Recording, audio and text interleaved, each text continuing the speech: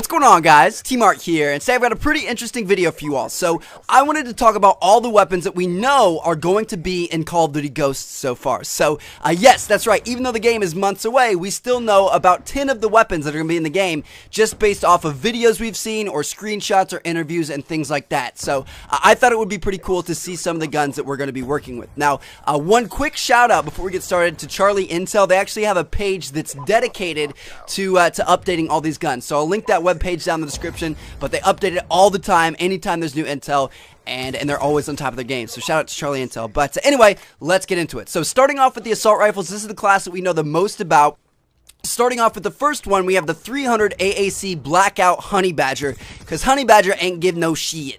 So anyway, this is an AR-15 based assault rifle that shoots 300 caliber AAC Blackout rounds, and it was actually featured in an FPS Russia video, which is pretty cool. So if you guys haven't seen that video, make sure you go search it up, and you can see one of the Ghosts guns in real life. But anyway, what's special about this thing is both it and the rounds it shoots were developed in cooperation with Special Forces to kind of compete with and even replace both the MP5 and the MP7 for close quarters combat. So even though it's an assault rifle, it's really meant for close quarters combat, which is pretty cool. Now, it's got a built-in suppressor. The suppressor is not an attachment. It's got a built-in suppressor on it, as well as a collapsible stock. So I don't know if those things are going to carry over into the game as they are in real life, but you know, we could have a gun in Ghosts that has a built-in suppressor into it, which is kind of a cool idea. Now, moving on to the next assault rifle, we have the CZ805 Bren, and this was an assault rifle that was first introduced in 2009.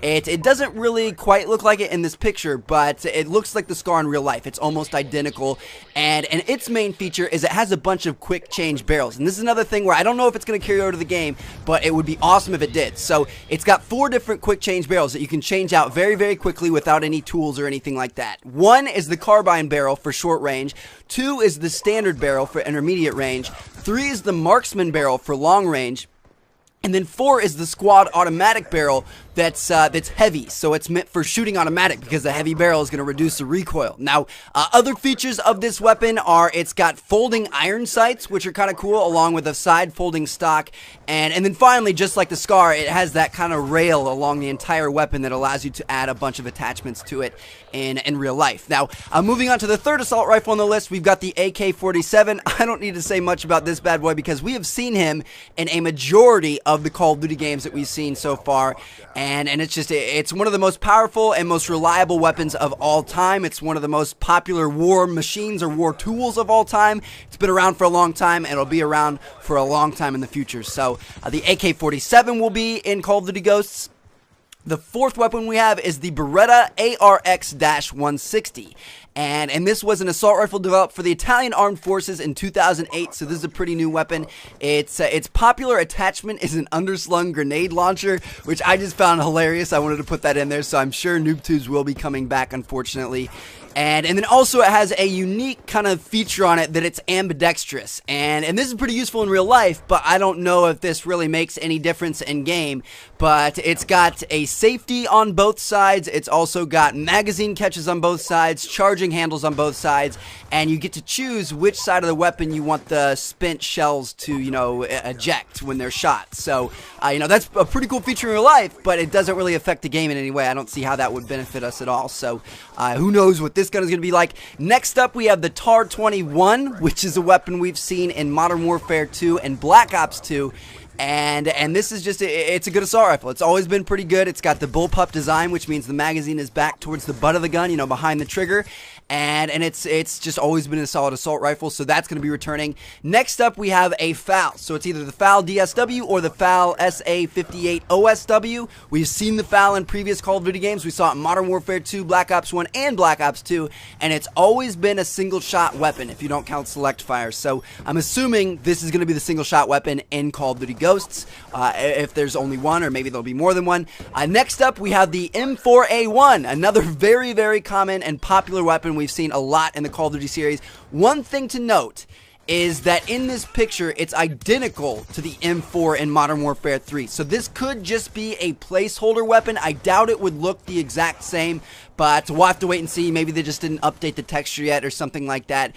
But yeah, M4 is a standard, you know, full auto assault rifle that we've seen in Call of Duty 4, Modern Warfare 2, Modern Warfare 3. It's a good solid assault rifle, so that's pretty exciting.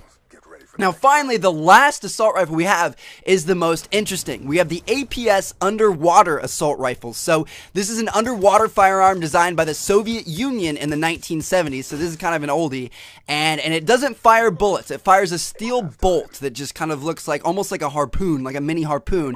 And that moves through the water more efficiently than a regular bullet would because it's, you know, less bulky. It just kind of shoots through the water. One interesting thing about this is the barrel is not rifled. So it doesn't have the grooves in it. If you don't know, in weapons, the barrel is lined with grooves that make the bullet spin, and that's what makes it travel straight. Well, this thing doesn't have those because it's shooting underwater. So if you try to shoot this thing above water, then it's not going to work very well. It's going to be very inaccurate.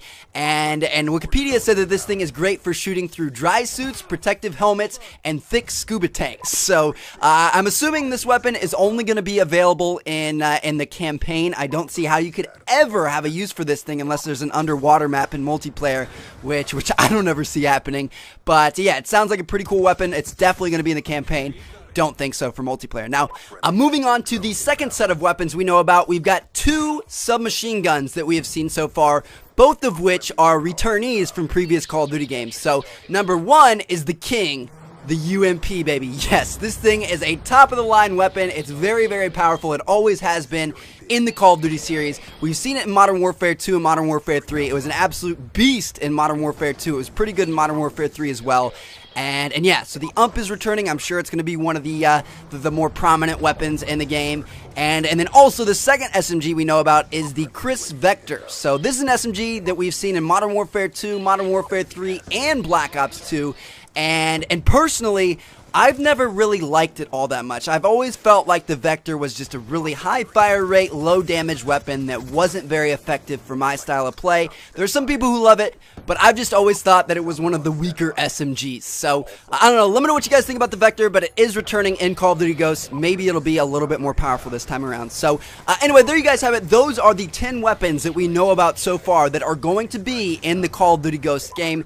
As we find out more weapons, I will make more of these videos to update you guys, but I hope you guys enjoyed it. Make sure to check out Charlie Intel. Thank you to them for this info, and I'll catch you guys later. So check out one of the other two videos on the screen if you haven't seen them yet. Thank you all for watching. Peace out.